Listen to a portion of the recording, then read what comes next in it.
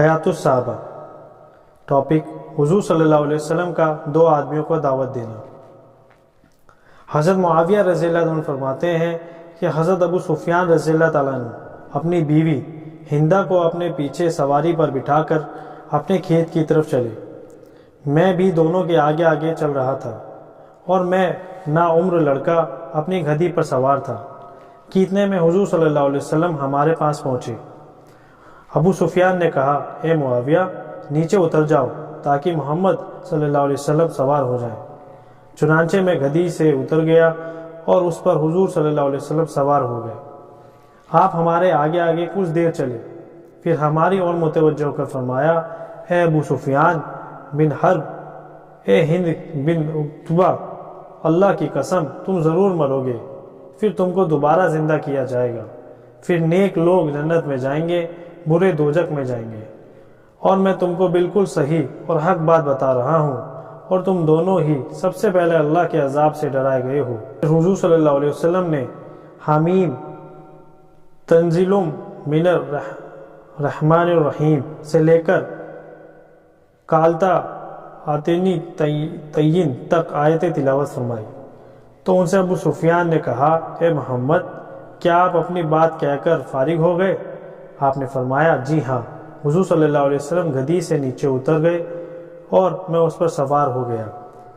ہند نے ابو سفیان کی اور متوجہ کر کہا، کیا اس جادوگر کے لیے تم نے میرے بیٹے کو گدھی سے اتارا تھا؟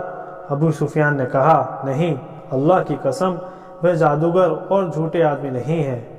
حضرت یزید بن رومان رحمۃ اللہ علیہ کہتے ہیں، حضرت عثمان بن عفان اور حضرت عبید اللہ رضی اللہ تعالیٰ عنہ دونوں حضرت زبیر بن عوام رضی اللہ تعالیٰ عنہ کے پیچھے پیچھے چلے اور دونوں حضور صلی اللہ علیہ وسلم کی خدمت میں حاضر ہوئے۔ حضور صلی اللہ علیہ وسلم نے دونوں پر اسلام کو پیش کیا اور قرآن پڑھ کر سنایا، دونوں کو اسلام کے حقوق بتائے، ان دونوں سے اللہ کی طرف سے اکرام و اعزاز ملنے کا وعدہ فرمایا۔ چنانچہ وہ دونوں ایمان لائے اور دونوں نے تصدیق کی۔ حضرت عثمان نے عرض کیا، اللہ کے رسول صلی اللہ علیہ وسلم، میں ابھی شام دیش سے چل کر آ رہا ہوں۔ اس سفر میں ایک عجیب واقعہ پیش آیا۔ ہم لوگ معان اور زرقہ کے بیچ میں ٹھہرے ہوئے تھے اور ہماری حالات سونے والوں جیسی تھی۔ اچانک پکارنے والے نے اونچی آواز میں پکار کر کہا، اے سونے والوں، اٹھو، کیونکہ مکہ کے احمد کا ظہور ہو گیا ہے۔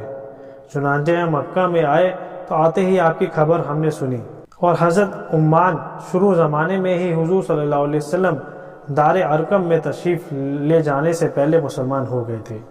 حضرت عمار بن یاسر رضی اللہ عنہ فرماتے ہیں، دار ارقم کے دروازے پر حضرت صہیب بن سنان رضی اللہ تعالیٰ عنہ سے میری ملاقات ہوئی۔ اس وقت حضور صلی اللہ علیہ وسلم دار ارقم میں تشریف رکھتے تھے۔ میں نے حضرت صہیب سے کہا، کس ارادے سے آئے ہو؟